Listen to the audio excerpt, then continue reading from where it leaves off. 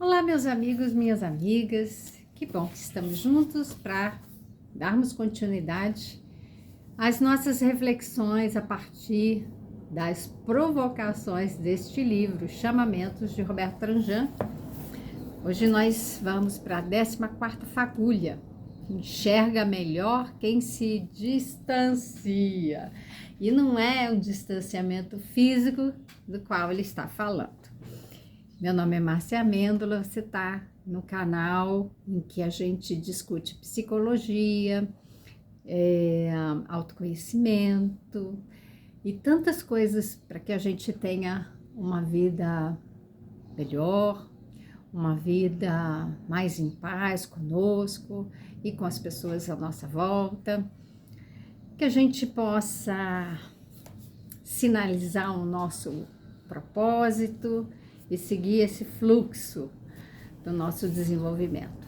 Muitas coisas que a gente pode encontrar por aqui, tanto nos dois canais que eu estou alimentando com esses vídeos. É o Reflexão Espírita do Dia e o meu profissional.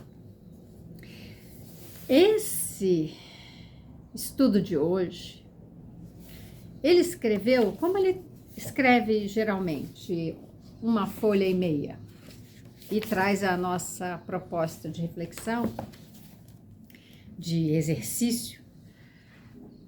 Vou te dizer, dá para a gente desdobrar em um monte de coisas. Isso aqui dava uma palestra de mais de hora aqui falando. Por quê? Porque ele já começa nos lembrando que Sócrates, ao passear pelos arredores da antiga Atenas, na Grécia, ele começou a contar uma história. E dessa história gerou um debate entre ali os outros filósofos, um debate sobre ética. E isso sempre dá muita discussão, muita reflexão. Ele contou, e ele não fala aqui, no livro ele não diz que conto é esse, mas ele descreve. O que ele fala? Que tinha um pastor que achou um anel, ao colocá-lo no dedo, ele percebeu que se tornava invisível, né? Invisível aos olhos dos outros. E aí eles seguiram filosofando. Em uma frase, ele sintetizou o conto. Como eu trabalho com contoterapia, o conto, para mim, ele é valiosíssimo. A gente vai extrair milhares de coisas ali, muitas reflexões. Ainda mais essa história, que é o Anel de Giges. Para quem quiser pesquisar, essa história é o Anel de Giges e é um pastor que, ao cair num buraco, ele descobre que ali, na verdade, era um túmulo. Dentro ali havia sido enterrada uma pessoa que estava com um anel. Ele viu o anel, retirou, colocou no seu dedo e voltou e foi para uma reunião, né? Ele foi participar ali de uma assembleia e nesse momento ele começa a girar o anel no dedo e quando ele pega a pedra e joga para baixo, né? Faz o movimento, né? Girar e a pedra fica para baixo. O que acontece? Ele começa a perceber que as pessoas não vêm mais e começam a perguntar: cadê o Giges? Cadê o Giges? É o nome do pastor. E aí ele estranha e faz o movimento de novo. Com esse movimento, as pessoas passam a ver, conversar com ele e tal. A partir disso, ele resolve se oferecer para ir né, a decisão ali entre os pastores, os trabalhadores da terra e tal, eles iam emitir um relatório para levar para o rei. E ele resolve se voluntariar, né, para levar a tal mensagem para o rei, falando ali do trabalho daquela comunidade.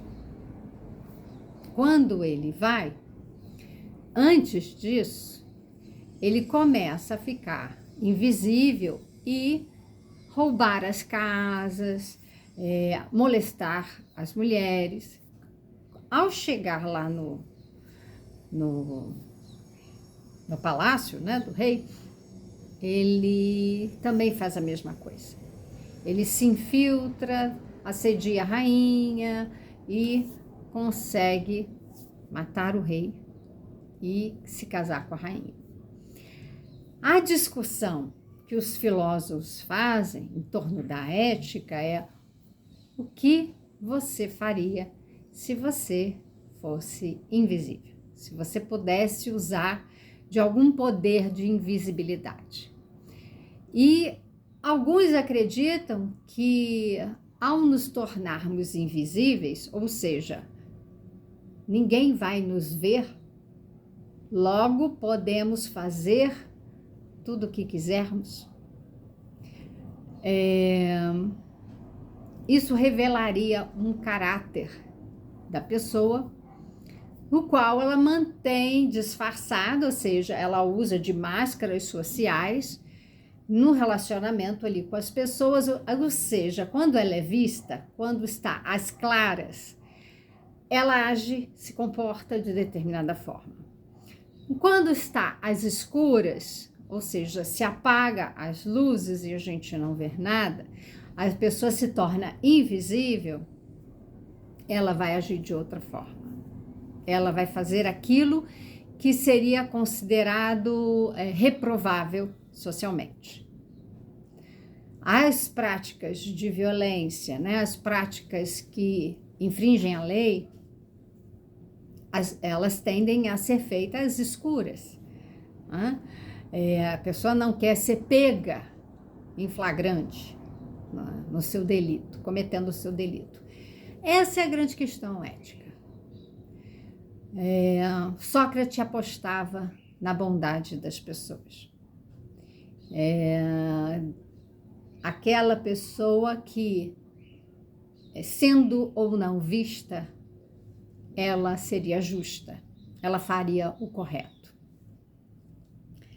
Contei a história, trouxe aqui toda essa questão, porque ele vai nos trazer esse aspecto da invisibilidade e do nosso desenvolvimento estar nesse aspecto de desvelar as coisas.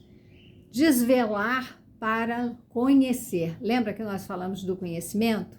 Agora ele traz o terceiro aspecto do tripé que eu já falei, que é o contexto.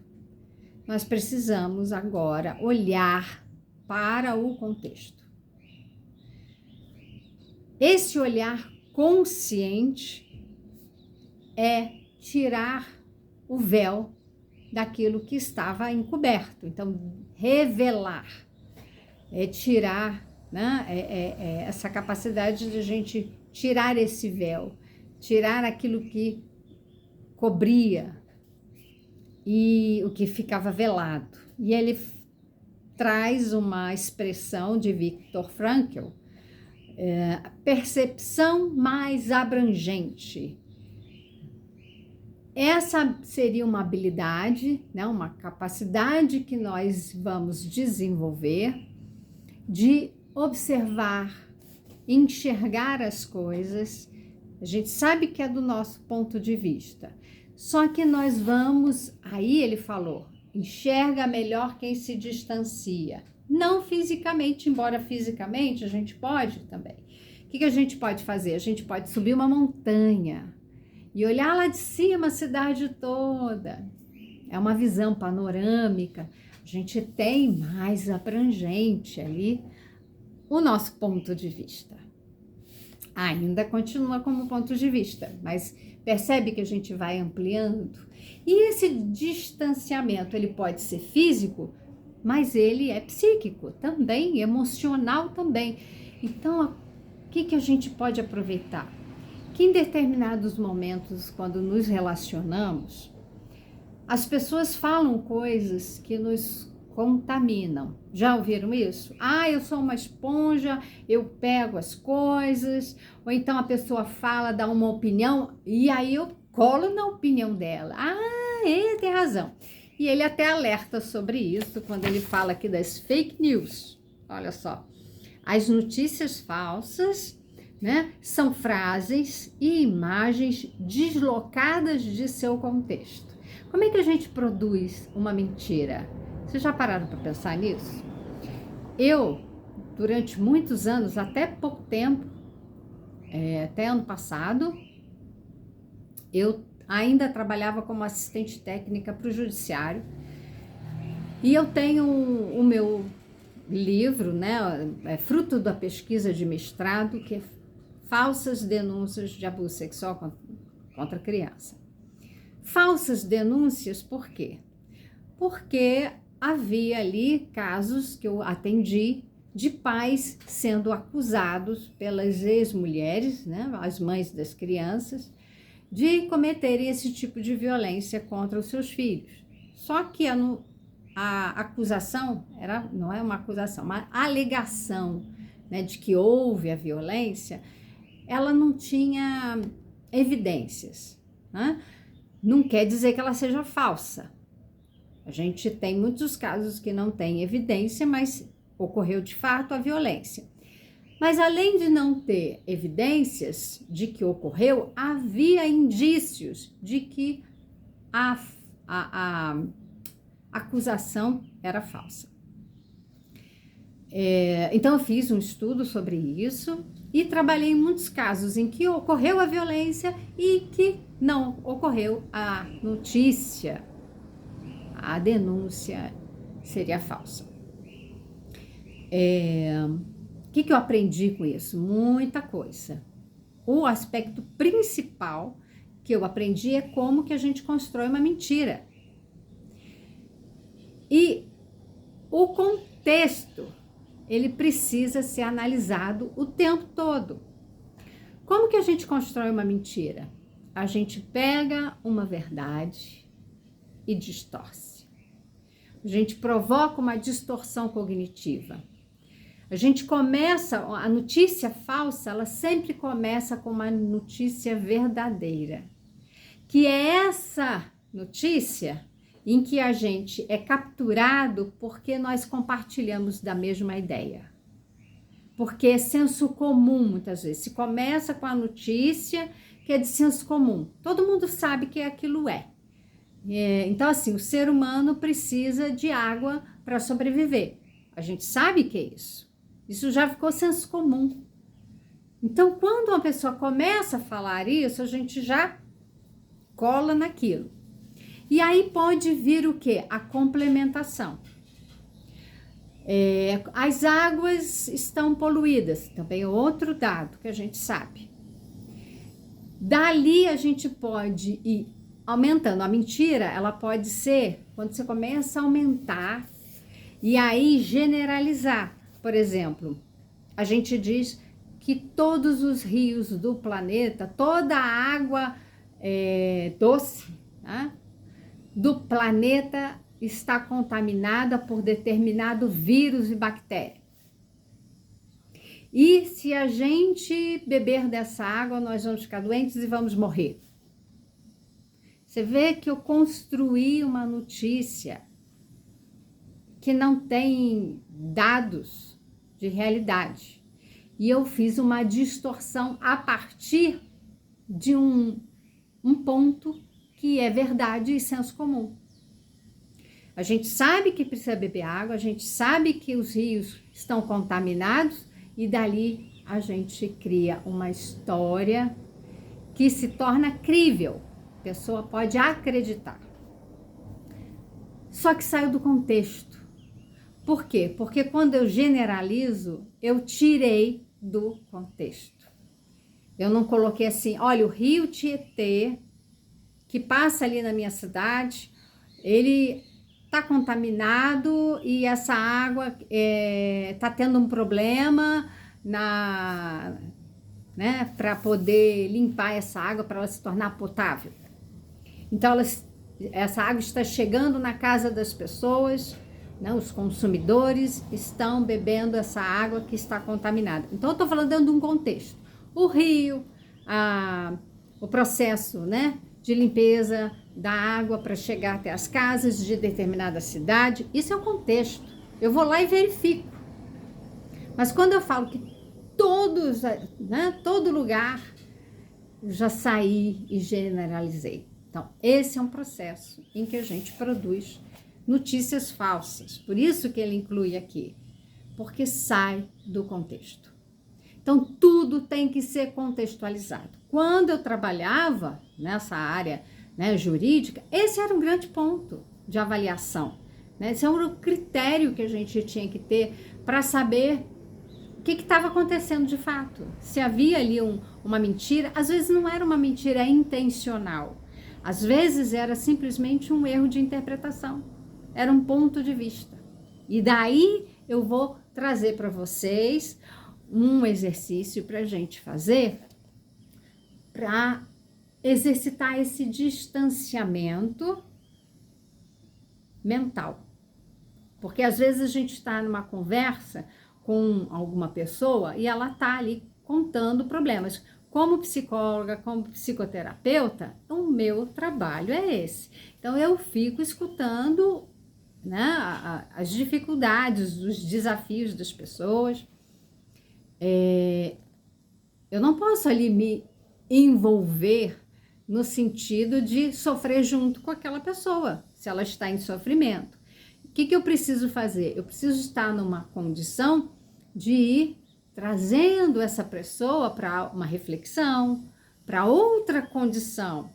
E daí, quando eu estou com ela, eu sei que aquilo que ela está falando é dela, não é meu. É dela, é o ponto de vista dela. E será que é uma verdade? Ou é uma distorção que ela faz dos acontecimentos? Será que ela considera o contexto? Então, quando a gente estiver conversando com alguém, ouça, colocando ali, nossa, interessante esse ponto de vista seu, interessante esse ponto de vista seu, interessante esse ponto de vista seu. Devolve, devolve. A gente, neste momento, está assumindo, está dizendo para nós mesmos que aquele ponto de vista é daquela pessoa e eu não compartilho, eu ouço. Ouço com atenção, com acolhimento, com empatia.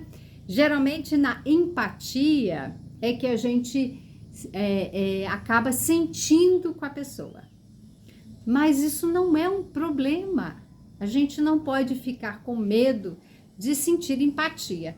Se houver medo de ser empático, aí o problema é nosso. Aí o que está acontecendo comigo? Que eu não posso me conectar com essa pessoa, que eu não posso compartilhar com ela, porque um bom processo terapêutico tem que ter vínculo, tem que ter empatia. Caso contrário, não vai funcionar. Precisa criar elos, uma boa amizade, um bom relacionamento, cria vínculos. Nesse momento a gente se sente bem, confia no outro. Confiar é fiar junto. Então vamos fiar juntos, vamos construir juntos uma história, vamos construir juntos um processo terapêutico, vamos construir juntos um relacionamento, uma vida. Nós vamos fiar juntos uma vida, tecer, né, toda essa trama e muitas coisas a gente vai colocar ali. A gente precisa então confiar e fazer as nossas trocas. Então, esse é um bom exercício, tá? Da gente fazer um afastamento, mas ainda assim com acolhimento, com escuta, com amorosidade, com presença. E aí ele coloca: distanciamento é um dos meus dons para alcançar a justa medida. Um olho não consegue se ver, bem como um mesmo dedo é incapaz de tocar-se. Se você permanece preso ao problema, só consegue no máximo fazer parte dele quando não acaba se transformando nele, ou seja, no problema.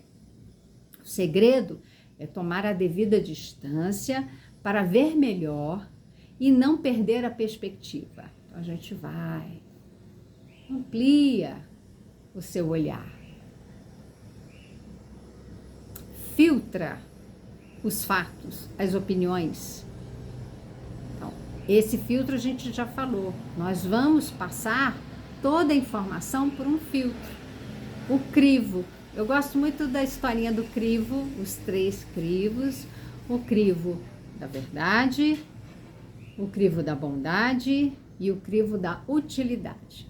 Se aquilo que você tem a falar é verdadeiro, é bom e é útil, fale. Diga para o outro, compartilhe, vai ser interessante, né? Vai acrescentar algo. Mas se não for verdadeiro, já começa por aí, elimina. Propagar mentira, né? A gente não quer isso para nossa vida mais, né? Chega. Vamos para a utilidade. É verdadeiro, mas não é útil? Então o que eu faço com essa informação? É uma informação verdadeira, tá bom. Fica como dado, assim, né, de informação, mas o que vai acrescentar na minha vida? Nada. Então, para que contar? Para que falar? Para que só por falar? Só para ter assunto? Mas vamos lá. Bondade. Aquilo que você vai falar é uma crítica que vai deixar aquela pessoa arrasada, humilhada, ofendida. Não fale. Não fale. A gente tem uma orientação, né? A gente dá, elogiar a gente faz em público, criticar a gente faz em particular. Mas eu vou dizer uma coisa: só critique se tiver alguma finalidade útil, mas diga com bondade. Seja justo, verdadeiro, fale com bondade e que aquela informação seja útil, sem adjetivos, sem julgamento. Então diga assim: olha, eu vou dar uma sugestão aqui para você melhorar. Quando você fala tal coisa, experimenta falar desse jeito, experimenta falar dessa forma, vê se fica melhor para você. Pronto. Vê se fica melhor para você, porque a decisão tem que ser do outro. Deixa o outro participar, dá uma opinião, desde que ela possa realmente ampliar a percepção do outro, ampliar a consciência do outro, sem julgamento. O julgamento é sempre uma crítica. O julgamento, ele sempre tem um valor que é nosso. Então, esse é um cuidado que a gente tem que ter. Se distancie do problema. Olhe, analise o contexto. A gente vai perceber coisas, aspectos, pessoas que a gente não via antes e que faz toda a diferença. Assim a gente vai crescendo, se desenvolvendo. No autoconhecimento, no conhecimento, né? As bases que eu falei anteriormente. Tenha um ótimo dia e até a nossa próxima fagulha.